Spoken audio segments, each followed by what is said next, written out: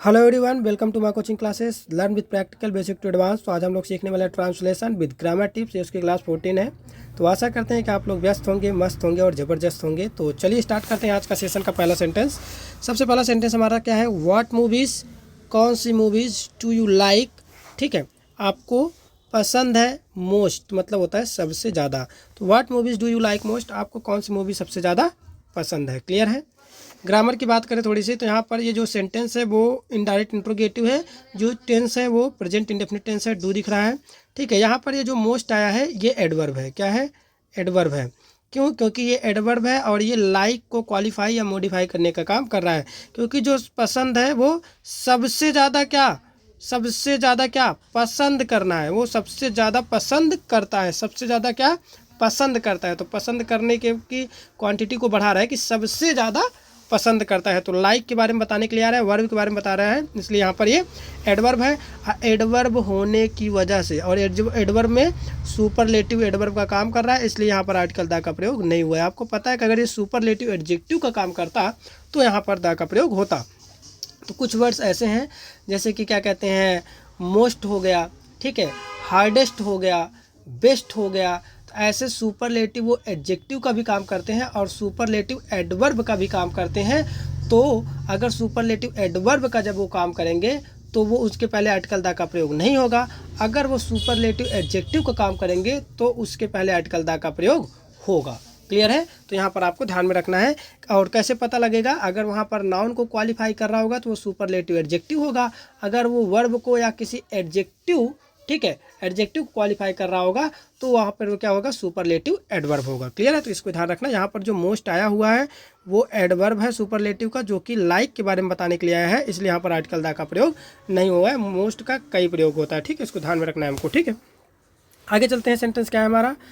The more students read, ठीक है, the more student read, छात्र जितना अधिक पढ़ते हैं, मोर स्टूडेंट्स रीड्स, ठीक है, जितना अधिक पढ़ते हैं, द मोर उतना ही अधिक टीचर्स टीच, शिक्षक उतना ही अधिक पढ़ाते हैं।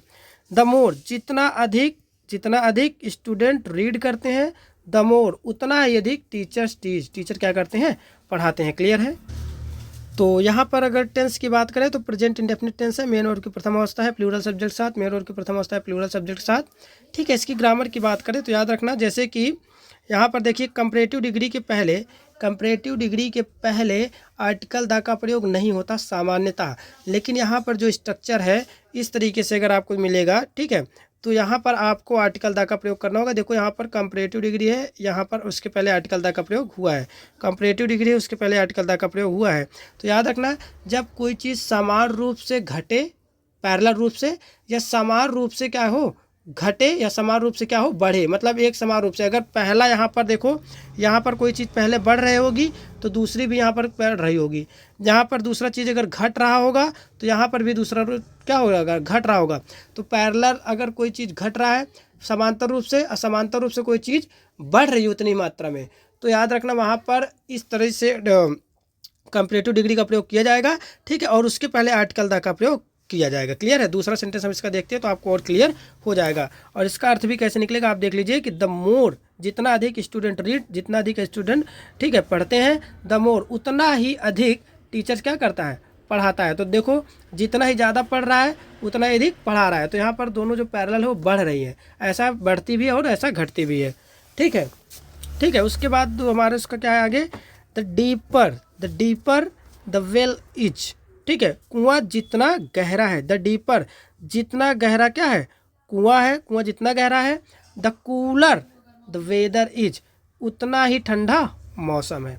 तो कुआं जितना डीपर है मतलब जितना अधिक डीपर है वेल, ठीक है, the cooler is whether is, ठीक है, उतना ही ज़्यादा कूल, उससे ज़्यादा कूल क्या है? वेदर भी है। तो जितना अधिक गहरा कुआं उतना अधिक ज़्यादा ठंडी। क्लियर है? तो मात्रा दोनों की क्या हो रही है? बढ़ रही है। ठीक है, ऐसे ही कोई चीज़ अगर घटेगी एक समान घटेगी, बढ़ेगी तो एक समान बढ़ेगी। तो वहाँ पर इस समय कंपैरेटिव डिग्री जो है यहाँ पर डीप का क्या हुआ है? डीपर। डीप एक एडजेक्टिव है, ठीक है, गहरा। डीपर मतलब होता है उससे भी अधिक गहरा। कंपैरेटिव डिग्री बना है, उसके पहले यहाँ पर आर्टिकल द का प्रयोग हुआ है और यहाँ पर कूल का मतलब होता है ठंडा, उसमें ER जोड़ करके क्या बनाते हैं, कंपैरेटिव डिग्री बनाते हैं। तो उससे पहले यहाँ पर क्या हुआ है, आर्टिकल द का प्रयोग हुआ है। तो यहाँ पर आपको ध्यान रखना है कि किस तरीके से कंपैरेटिव डिग्री का इस्तेमाल किया गया है, और उससे भी यदि आपको किस तरीके से यहाँ पर सेंटेंस के स्ट्रक्चर है। अगर आपको स्पीकिंग करना है, ठीक है यार, आपको जानना है, तो ये रूल भी ग्रामर का आपको पता हो जाएगा। और आपको बोलते वक्त ये बड़ा काम आएगा कि जितना गहरा कुआं उतना ठंडा मौसम। जितना अधिक छात्र पढ़ते हैं उतना अधिक शिक्षक उनको क्या करते हैं, पढ़ाते हैं। तो ठीक है, अगर आपको कुछ जानकारी मिली हो तो इसको लाइक करें, ज़्यादा से ज़्यादा लोगों को शेयर करें, ठीक है। और चैनल पर नए हो तो सब्सक्राइब कर लें, और नोटिफिकेशन बेल को भी आप लोग क्या करें, क्लिक कर लें, ताकि आपको सबसे पहले आपके पास नोटिफिकेशन पहुँचे और आप जल्दी से जल्दी इसको वीडियो को देखें, जानकारी लें। मिलते हैं नेक्स्ट वीडियो में, तब तक के लिए धन्यवाद।